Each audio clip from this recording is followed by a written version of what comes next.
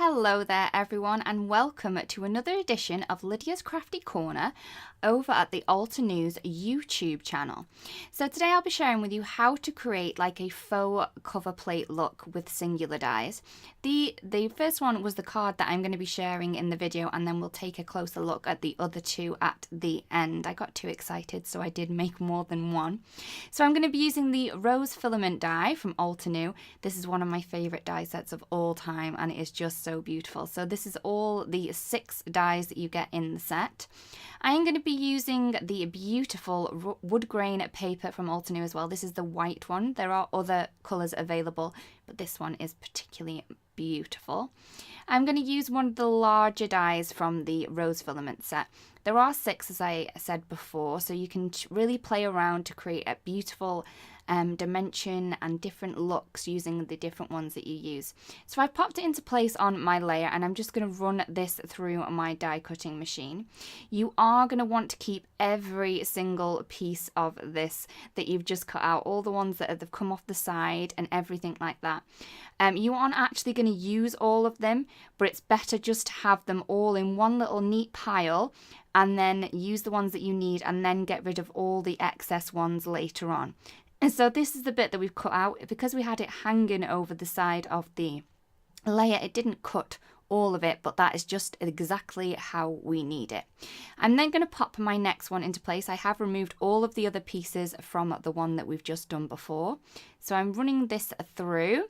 I do like to run mine through twice because there is a particularly detailed die, so that's why I am doing it twice. So I'm just going to run that through again. I'm just going to take all of the bits that have just been cut and pop them in a nice little pile.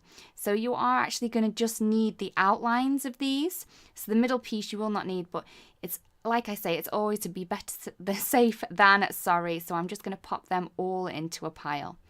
So I'm going to add a third rose on to this layer. I wasn't quite sure which one to use, so again I have just swapped it out and I found one that I think works a little bit better than the one before. So I've just popped that one down. I would advise you add a little bit of washi tape to your dies before you run them through your machine, as this will keep them in place exactly where you want it. Again, I have run it through twice just to make sure that it is cut beautifully and perfect. Again, I'm just going to pop all of these little bits into one little neat pile so I can use them later. This is the bit that I am left with. So I've got a piece of acetate here, and this is going to help us put our jigsaw pieces together. It's the same size as my card layer, which is a 4 by 5¼ inches. I'm going to add the piece of acetate onto the back of my cardstock, so I'm just using some super sticky glue to the back so I make sure that it is actually stuck to the acetate properly. You could use tape if you wanted to, but I find only for this bit, but I do find that the wet glue really does help you get things in position a little bit better. So I'm going to pop this on top of the acetate and I'm just going to butt it right up to the edge. So I'm going to make sure it's all lovely lined up because we are actually going to really need this in the right position so we can put our jigsaw pieces together. So our jigsaw pieces are the pieces that we have cut out from before.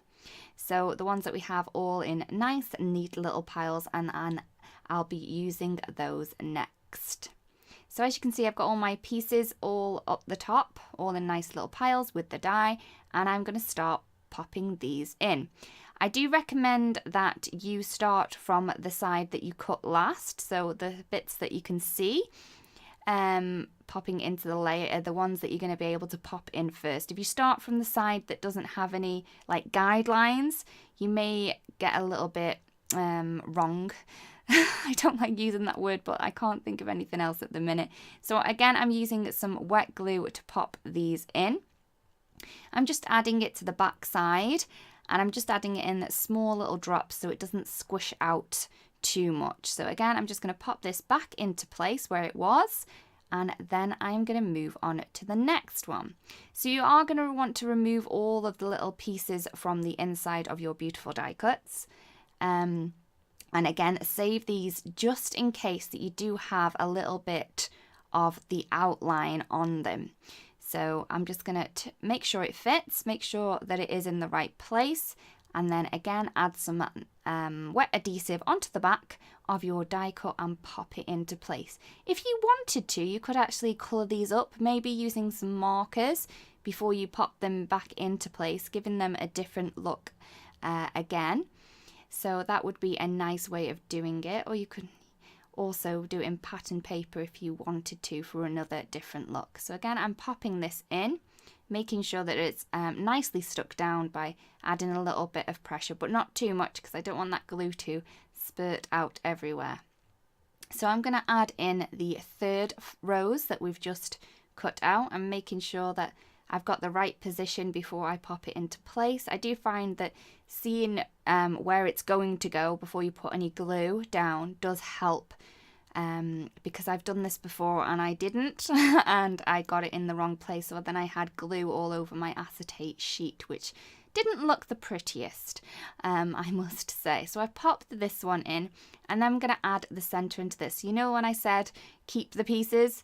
This is one of the pieces that might have gotten away from you if you had chucked all your pieces out to begin with. So I'm just going to pop this centre in, again with some wet glue, and then I'm going to go around the edge pieces. So as you can see, there are pieces around the edge that have cut out, and I don't particularly want them to be cut out, so I'm just going to go along and add these pieces in. Again, I would recommend you test them to see that they are the actual pieces that go in there, because some pieces can be kind of sneaky and they can look like the pieces that you think they are, but they are not actually those pieces. So I would recommend just testing them out in the little holes before you place them in. As you can see with these tiny little pieces, I am actually popping the glue on the acetate rather than on the piece. I just found this easier that way because I knew that it was going to cover the whole of the glue splodge if I did get any. So I'm just going to pop in these pieces. This was a piece of the rose that I may have chucked away if I hadn't have kept all my pieces, and I'm going to add in the little triangle that goes by it too. So once I have all my pieces into place, I've then chosen to pop this one onto a grey card blank. So this is the light grey cardstock from Altenew, and I've just made a card blank out of it. So I've just flipped my piece over and I'm just gluing onto the acetate bit, and I'm adding the glue where the pieces are over it. So you don't want to pop it in where you can see through the acetate, because that would leave a nasty glue spot that you could actually see.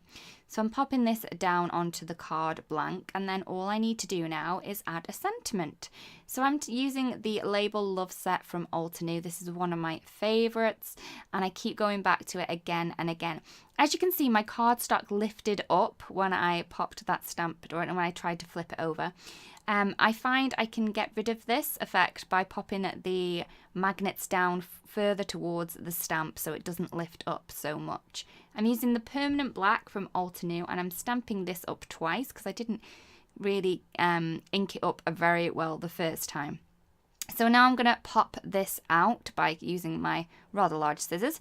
I would suggest using large scissors when cutting long straight lines like this, because it does help keep your lines pretty straight. And I don't think I could look any more awkward cutting this out, so I'm really sorry. I wanted a little bit more interest to the background, so I'm just taking a piece of black cotton thread. This is just normal cotton thread that you can get from many places, and I'm just making it look pretty. So I'm rolling it down and then I'm tucking my edges in. I do like my edges tucked in to the center where the sentiment is actually going to cover it up, so they're not poking out anywhere. So I've added some foam tape onto the back of the sentiment before placing down, and this will keep the fibers trapped. To keep these threads even more secure, I'm going to add some sequins right over the thread, and this will attach it down onto the card as well, so they're not going to move around so much, and then they'll keep them in that position. So this is the card that we've just created. I used 3 of the roses from the Rose Filament Die Set, and I've placed this onto a grey card base. This next one I created, I used 3, but I've used it in a different layout. I've used it along the long side. So you could add it onto a long card or a portrait card or a landscape card. No matter which way you do it, it's going to look really pretty. So this was on blush cardstock using blush ink for the sentiment, and this one is on some parchment cardstock, and I've used sand dunes for the sentiment. Again, I've used a lot more roses on this one. You could actually cover the whole sheet if you wanted to, but I fancied just leaving it like that because I thought it looked rather pretty. So this is the card that we've created in the video, and these are the ones that I created afterwards because I got a little bit excited and I really like the technique. So thank you so much for watching. I really hope you like it. If you do like the videos, we would love you if you subscribe to our channel so you don't miss out on any other videos, and there are a link to more videos here too. Also, you can subscribe to our channel by clicking our little avatar. Thank you very much for watching, and I'll see you again soon. Goodbye.